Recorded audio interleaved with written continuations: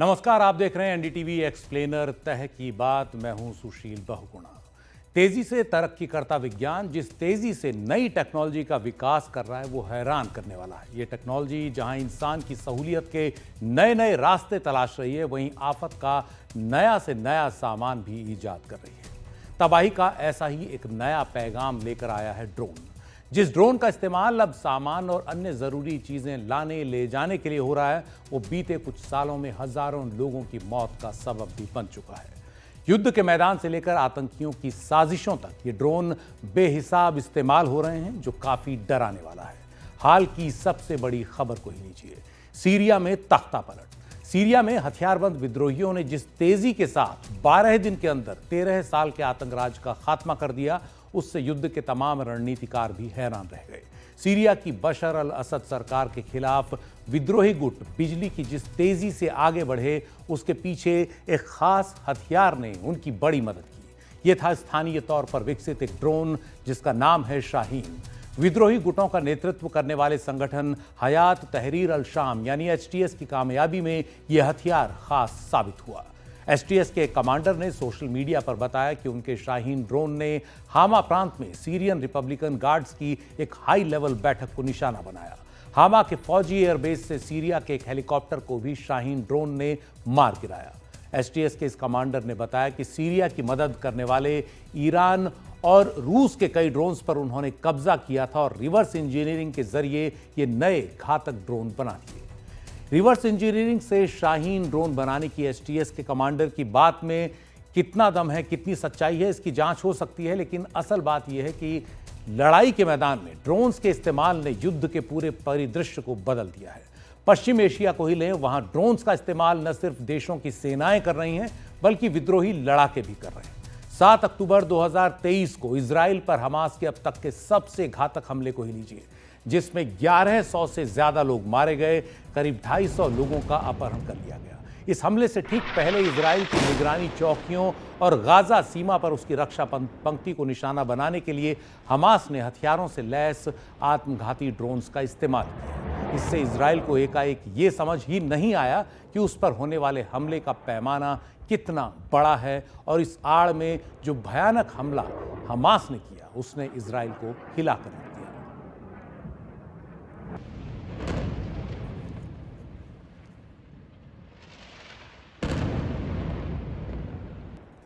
जवाब में इजराइल ने जो भयानक कार्रवाई गाजा में हमास के तमाम ठिकानों पर की, उसमें भी ड्रोन्स का जमकर इस्तेमाल हुआ। ड्रोन्स के इस्तेमाल से गाजा की इमारतों में हमास के लड़ाकों को ढूंढा जाता रहा। हमास के चीफ याहया सिनवर से जुड़ी ये तस्वीरें जो हम आपको दिखा रहे हैं, इस बात की तस्दीक करती हैं कि वो जब गाजा के रफा में बमबारी से बर्बाद हुए खंडरों के बीच बचने के लिए भाग रहा था, तो इजरायली ड्रोन लगातार उसका पीछा कर रहे थे, और अंत में याहया सिनवर बमबारी से तहस नहस हुए एक कमरे में छुपकर एक सोफे पर बैठा, तो उसका पीछा करता ड्रोन भी वहां उड़ा चला है। अपने आखिरी समय में याहया सिनवर उस ड्रोन को एक टूटी लकड़ी से निशाना बनाता दिखा, लेकिन नाकाम रहा। इसके बाद इजराइल ने सिनवर को मार गिराया और गाजा के खिलाफ लड़ाई में ये मील का पत्थर साबित हुआ। ये तस्वीरें याहया सिनवर के आखिरी समय की हैं। देशों के बीच युद्ध के इतिहास में ड्रोन्स का इस्तेमाल पहली बार किस युद्ध में हुआ, इसके कई दावेदार हो सकते हैं। नागोर्नो काराबाख पर कब्जे के लिए अजरबैजान और आर्मीनिया का युद्ध भी इनमें से एक है। पूर्वी यूरोप और पश्चिम एशिया की सीमा पर बसे अजरबैजान जैसे एक छोटे देश ने भी कुछ साल पहले आर्मीनिया की सेना के खिलाफ तुर्की में बने ड्रोन्स का बड़ी कामयाबी के साथ इस्तेमाल किया, भारी तबाही मचाई और विवादित नागोर्नो काराबाख पर अपना कब्जा पुख्ता कर लिया। अजरबैजान के ड्रोन्स ने आर्मीनिया के तोपखानों, टैंकों और खंदकों में छुपे जवानों को निशाना बनाया। उनके पास बचने के लिए कोई जगह बची ही नहीं। साफ है, ड्रोन्स के इस्तेमाल ने युद्ध का पूरा मैदान बदल दिया है। ड्रोन ने एक नया अध्याय जोड़ दिया है वॉरफेयर में। अगर आप आर्मीनिया अजरबैजान में देखें तो ड्रोन एक तरफा युद्ध जीत गए थे, लेकिन अगर उसके बाद अगर हमने देखा कि इजराइल में एक एक्सेप्शन था कि ड्रोन ने एक बहुत ही स्ट्रॉन्ग एयर डिफेंस को ब्रेक करके उसमें एक आम टेररिस्ट और रादर एक नॉन कन्वेंशनल मिलिट्री को इजराइल के पूरे एयर डिफेंस को ध्वस्त किया। अब यूक्रेन में जो है नॉर्मलाइजेशन हो रहा है। आर्मेनिया में एक आप कहेंगे शॉक इफेक्ट था। इजराइल में जो हमास ने यूज किया वो एक एक्सेप्शन था, और अब जो है नॉर्मलाइजेशन हो रहा है। शुरू में जो TB2 ड्रोन एक बहुत ही बड़ा भयानक ड्रोन लग रहा था, धीरे धीरे रशियंस ने उसका तोड़ निकाला और नए नए ड्रोन को इंट्रोड्यूस किया, और रशिया को ईरान के पास जाना पड़ा। ये नया युद्ध ऑटोमेशन का है, कोलैबोरेशन का है, मिनिएचराइजेशन का है, और मैन अनमैन टीमिंग का एक नया स्वरूप हमें दिख रहा है। हमारा एयर डिफेंस और ऑफेंस दोनों बदल रहे हैं। और इसी दौरान शुरू हुए रूस यूक्रेन युद्ध में भी तबाही मचाने के लिए ड्रोन्स का जमकर इस्तेमाल हो रहा है। ये युद्ध एक तरह से ड्रोन के इस्तेमाल की लाइव लेबोरेटरी बने हुए हैं, जिन पर रक्षा उपकरण बनाने वालों की करीबी निगाह है। ये कितने घातक साबित होते हैं, कहां कमजोर पड़ रहे हैं, सब कुछ दर्ज हो रहा है। रूस द्वारा हमले के शुरुआती हफ्तों में ही यूक्रेन की सेना ने बड़ी ही कामयाबी के साथ तुर्की में बने बेराक्टर यानी TB2 ड्रोन्स का इस्तेमाल किया। इनके जरिए कीव पर हमला करने वाले बख्तरबंद वाहनों को निशाना बनाया गया। यहां तक कि इस कामयाबी पर यूक्रेन में एक गीत बन गया जो यूट्यूब पर बड़ा चर्चित हुआ। बायरक्तार बायरक्तार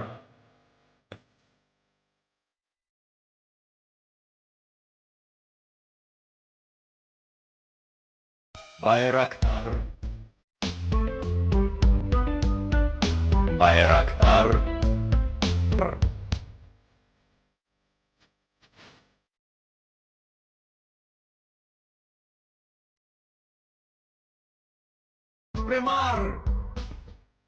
यूक्रेन के ड्रोन्स ने रूस की सीमा से लगे इलाकों ही नहीं बल्कि सैकड़ों किलोमीटर दूर रूस की राजधानी मॉस्को में भी कई अहम ठिकानों को निशाना बनाया, कई बार काफी नुकसान पहुंचाया।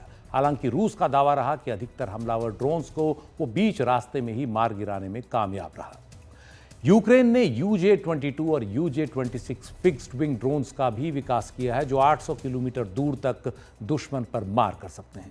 यूक्रेन करीब 10 लाख हमलावर ड्रोन अपनी सैनिक टुकड़ियों को सौंप चुका है। उसकी सेना की हर इकाई में इस समय एक ड्रोन वॉरफेयर यूनिट है, जो बता रही है कि अब युद्ध में ड्रोन वॉरफेयर यूनिट कितनी बड़ी भूमिका निभाने वाली है।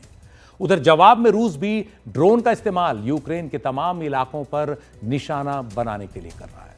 खासतौर पर ईरान में बने ड्रोन्स, जिन्हें डेल्टा विंग शाहिद 136 कहा जाता है, रूस उन पर काफी हद तक निर्भर है।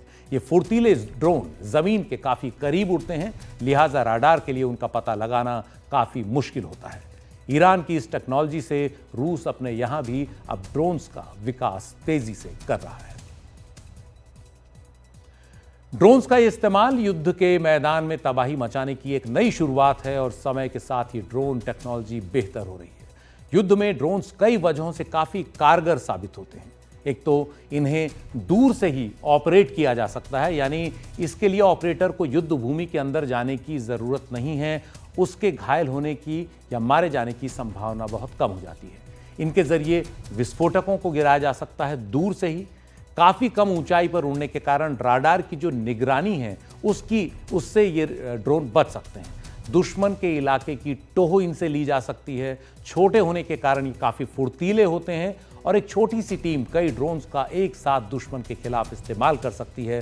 और सबसे बड़ी बात कि इनकी लागत पारंपरिक जो हथियार हैं उनके मुकाबले काफी कम आती है। और ऊपर से आर्टिफिशियल इंटेलिजेंस इन ड्रोन्स को और घातक बना रहा है।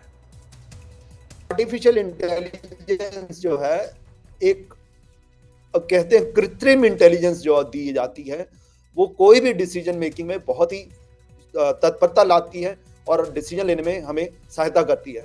और बड़े बड़े जो कॉम्प्लेक्स डिसीजन मेकिंग होती थी उसको आसान किया जा रहा है। तो उससे क्या हो रहा है कि एक्यूरेसी बढ़ रही है, डिसीजन मेकिंग और फास्ट हो रही है, और उसकी वजह से ज्यादा जो आजकल डेटा जनरेट होता है उसको उसमें से इंफॉर्मेशन निकाल के हमारे लिए जो बिल्कुल रिक्वायर्ड इंफॉर्मेशन है वो मिल जाती है। ड्रोन्स के विकास में पश्चिमी देशों में अमेरिका सबसे आगे है। जो बड़े ड्रोन्स तो पहले से ही उन्हें बनाने में, उन्हें तैयार करने में आगे था। अब छोटे ड्रोन्स में भी महारत हासिल कर रहा है। कम लागत और हल्के वजन वाला अमेरिका का एक किलर ड्रोन है कामिकाजे, जो जमीनी लड़ाई को उतना ही बदल देगा जितना 20वीं सदी की शुरुआत में युद्ध के मैदान में गरजी पहली मशीन गनों ने बदल दिया। ये ड्रोन इतनी तेजी से उड़ते हैं कि उन्हें आंख से देखना मुश्किल होता है। जिस ठिकाने को निशाना बनाया जाना है उसके लिए इस तरह से इन्हें प्रोग्राम किया जाता है कि ये लक्ष्य के पास पहुंचकर सही समय पर उससे टकराकर उसे तबाह कर देते हैं।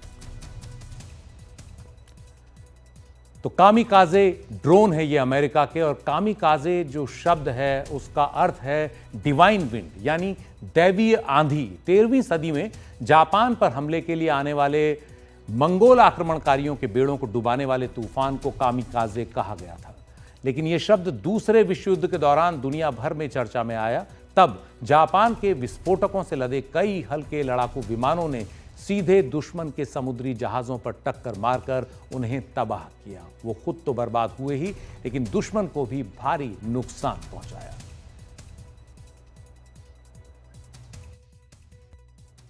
नए दौर के युद्धों में ड्रोन्स की अहमियत को पहचानते हुए भारत भी इस दिशा में बहुत तेजी से आगे बढ़ रहा है। हाल ही में भारतीय सेना ने खरगा नाम से एक कामिकाजे ड्रोन विकसित किया है, जिसका इस्तेमाल खुफिया जानकारी और टोह लेने के लिए भी किया जा सकता है।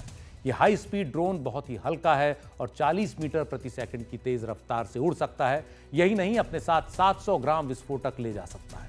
इसमें जीपीएस, एक नेविगेशन सिस्टम और हाई डेफिनेशन कैमरा है। दुश्मन के इलेक्ट्रोमैग्नेटिक स्पेक्ट्रम जैमिंग से बचने की भी इसमें व्यवस्था है। सिर्फ 30,000 रुपए की लागत से बना ड्रोन राडार की पकड़ में नहीं आता और इसकी रेंज 1.5 किलोमीटर है।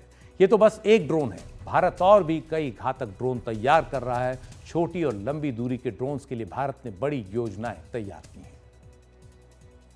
भारत ने एक डिसीजन लिया है कि भारत ग्लोबल ड्रोन हब बनेगा 2030 तक, और उसमें जो है आईडेक्स और मेहर बाबा कंपटीशन और जो बीएसएफ का भूमि कंपटीशन है, इसने एक बहुत बड़ा रोल प्ले किया है, और डीआरडीओ ने भी इसमें कंट्रीब्यूट किया। लेकिन लार्ज ड्रोन सेगमेंट में हमें डिसीजन मेकिंग फास्ट करनी पड़ेगी, हमें फंडिंग अप्रूवल करना पड़ेगा, और तीसरा जो है, जो हमारी टेस्टिंग फैसिलिटी की कमियां हैं उनको पूरा करना पड़ेगा, और वो टेस्टिंग फैसिलिटी हमारी पब्लिक और प्राइवेट सेक्टर दोनों के काम आएंगी।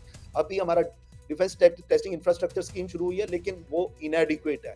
मोर टेस्टिंग फैसिलिटी की जरूरत है, और जैसे मैं एरो इंजन टेस्ट फैसिलिटी की आवश्यकता की बात कर रहा हूँ, ये सब तो हमें खुद क्रिएट करनी पड़ेगी, जो शायद पब्लिक सेक्टर और प्राइवेट सेक्टर के कोलैबोरेशन में और यहाँ पब्लिक सेक्टर की तरफ से होना पड़ेगा। वैसे दुश्मन को छकाने के लिए अब एक नहीं बल्कि एक साथ सैकड़ों ड्रोन्स के झुंड भी तैयार हो रहे हैं, जिनसे दुश्मन को समझ ही ना आए कि वो किस किस को गिराए। ड्रोन्स की ये चुनौती अब दुनिया के तमाम देशों की रक्षा पंक्ति को मजबूत कर रही है, तो प्रतिरक्षा प्रणाली के लिए भी चुनौती बन गई है। ड्रोन्स जितनी तेजी से आधुनिक हुए हैं, उतनी ही तेजी से उनसे बचाव की तकनीक भी तैयार हो रही है। दुश्मन देशों या विद्रोही और आतंकी संगठनों की ओर से ड्रोन्स की नई चुनौतियों से निपटने के लिए क्या हो रहा है, इस पर करेंगे बात ब्रेक के बाद।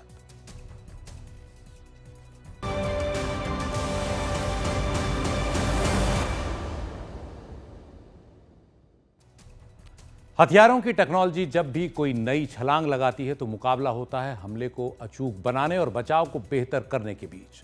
ड्रोन्स की दुनिया में भी यही हो रहा है। एक तरफ घातक ड्रोन्स बन रहे हैं तो दूसरी तरफ उनके मुकाबले की टेक्नोलॉजी लगातार बेहतर हो रही है। जैसे ट्रक माउंटेड गन्स और इन्फेंट्री द्वारा इस्तेमाल किए जाने वाले ड्रोन कैनन्स विकसित हुए हैं। लेकिन ड्रोन से निपटने के लिए इससे भी प्रभावी है इलेक्ट्रॉनिक वॉरफेयर, जिसमें ड्रोन्स के सिग्नल्स को जैम कर उन्हें बेकार किया जाता है। इलेक्ट्रॉनिक वॉरफेयर के जरिए ऑपरेटर टीम के हाथ में एक तरह से ड्रोन का जो नियंत्रण है उसे छीन लिया जाता है, ताकि ड्रोन निशाने से पहले ही गिरकर बेकार कर दिए जाए। रूस की सेना यूक्रेन के खिलाफ इलेक्ट्रॉनिक वॉरफेयर का काफ़ी इस्तेमाल कर रही है कामयाबी के साथ। रूस की इस बचाव तकनीक से निपटने के लिए यूक्रेन की ड्रोन टीम्स सिग्नल्स की फ्रीक्वेंसी बदलकर उनका नियंत्रण अपने हाथ में रखने की कोशिश करती हैं, और एक तरह से ये चूहे बिल्ली का खेल युद्ध के मैदान में भी चलता रहता है। ड्रोन्स दुश्मन की पकड़ में न आए, इसके लिए उनमें अब AI embedded miniature targeting systems लग रहे हैं, ताकि वो ऑपरेटर टीम के सिग्नल्स के भरोसे न रहें। ड्रोन्स खुद ही ये तय करें कि उन्हें किस तरह दुश्मन को अधिक से अधिक नुकसान पहुंचाने के लिए हमले करने हैं। ड्रोन से निपटने के लिए अब लेजर हथियार भी तैयार किए जा रहे हैं, जिन पर इजराइल समेत दुनिया के कई देश काम कर रहे हैं। हाल ही में बीजिंग में एक एयर शो के दौरान चीन ने mobile air defence weapon system दुनिया को दिखाया। ड्रोन से बचाव के लिए बनाए ये हथियार छोटे से छोटे और हल्के से हल्के ड्रोन को हाई पावर माइक्रोवेव्स के इस्तेमाल से गिरा सकता है। FK400 कहा जाने वाला ये डिफेंस सिस्टम 1 सेकंड के अंदर 2 मील की दूरी पर मौजूद ड्रोन्स को माइक्रोवेव ब्लास्ट से मार गिरा सकता है। दुनिया में ड्रोन्स के क्षेत्र में चीन शायद सबसे तेजी से आगे बढ़ा है। चाइना ने एडवांस ड्रोन्स और छोटे ड्रोन्स दोनों में एक बहुत ही महारत हासिल करता जा रहा है, और उसने एक काम और किया है कि मिलिट्री और सिविल ड्रोन दोनों ही टेक्नोलॉजी में अपना एक वर्चस्व बनाने की प्रयत्न किया है। और ये जो है, चाइना ने जब एक ड्रोन मैन्युफैक्चरिंग फैक्ट्री जब सऊदी अरेबिया में एस्टैब्लिश की $65 बिलियन डील में, तो उससे ये पता लगा कि चाइना जो है एक प्रोग्रेसिव अप्रोच ले रहा है फ्यूचर ड्रोन टेक्नोलॉजीज बनाने के लिए। और चाइना दिन ब दिन अपनी नई नई टेक्नोलॉजीज को दिखाता है। वो high altitude long endurance drone बना रहा है, वो स्टेल्थ हेल ड्रोन बना रहा है, वो लॉजिस्टिक्स ड्रोन बना रहा है, वो स्वॉर्म ड्रोन बना रहा है, और नई नई तरह की टेक्नोलॉजीज को वो डेवलप कर रहा है। यही नहीं, जब पश्चिमी देशों ने टेक्नोलॉजी ट्रांसफर को लेकर ईरान पर तमाम पाबंदियां लगाई तो उसने ड्रोन के क्षेत्र में भी जबरदस्त तरक्की कर इसका जवाब दिया। उधर तुर्की भी पीछे नहीं रहा। नए प्लेयर्स ड्रोन सेक्टर में आए हैं। एक है टर्की और दूसरा है ईरान। ईरान के पास टेक्नोलॉजी डिनायल रिजीम चल रहा था, तो ईरान ने अपने आप को खड़ा किया है, और उसका जो लोहा है रशिया ने भी माना है।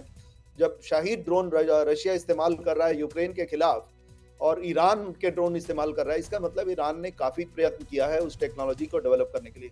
टर्की की बात करें तो टर्की का TB2 ड्रोन बहुत ही ज्यादा फेमस हो गया था, लेकिन इसकी कमियां भी अब सामने आई हैं जब रशिया ने काउंटर ड्रोन टेक्नोलॉजीज डेवलप की है।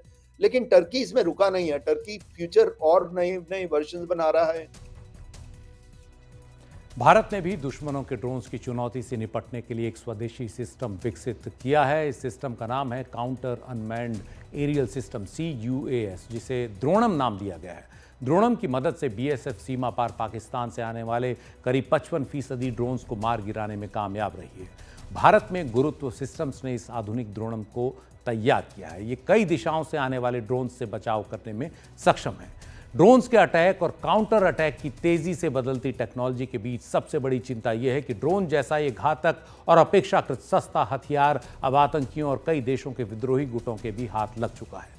कम लागत और अधिक घातक होने के कारण आतंकी भी अब अधिक से अधिक इनका इस्तेमाल कर रहे हैं।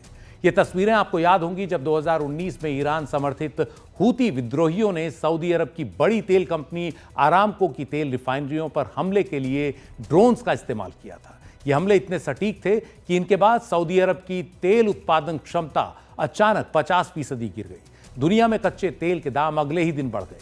अमेरिका द्वारा दिए गए अत्याधुनिक एयर डिफेंस सिस्टम को छकाते हुए आए ये ड्रोन्स बहुत ही चुपके से और बड़ी ही तेजी से आए। वो जमीन के इतने करीब उड़े कि रडार उनका पता ही नहीं लगा पाए। ठिकानों को जो है तेल ठिकानों को उन्होंने पल भर में तबाह कर दिया। चिंता यह है कि नागरिक ठिकानों में अगर ऐसे घातक ड्रोन्स का इस्तेमाल किसी ने किया तो क्या होगा। जमीन पर तो निगरानी की जा सकती है, लेकिन अगर तबाही आसमान से चोरी छुपे आई तो क्या होगा।